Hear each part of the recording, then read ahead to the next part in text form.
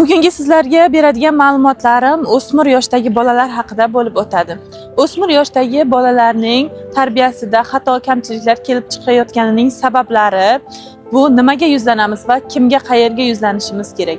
Birinchi navbatda ota-onalarimizga yuzlanishimiz kerak. Sababi o'smir yoshga yetayotgan qizlari, o'g'illarini tarbiyasida ularga do'stona emas, hali ham hukmronlik qilayotgan bo'lishingiz mumkin.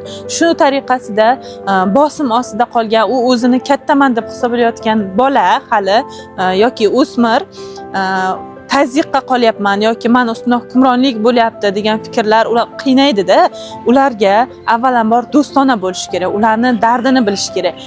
Uni dardini eshitgandan keyin uni kamchiliklarini, xatolarni hadeb yuziga solavermaslik kerak. U qaytib sizga o'zini dardini, o'zini gapini aytmaydi. O'g'il bolalar sigaretga, qizlar yigitlar bilan oshiq-ma'shuq o'yinlari bo'lib ketyapti hozirgi zamonda.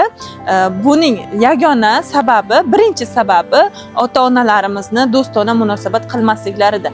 Agar siz do'stona munosabat qilsangiz, sizni eshitadi va maslahatlaringizga amal qiladi. Siz maslahatni maslahat tariqasida emas, urishish sifatida beryapsiz bolaga. U sizni o'ziga raqib, dushman ko'radi. U sizni hech qanaqasiga do'st ko'ra olmaydi.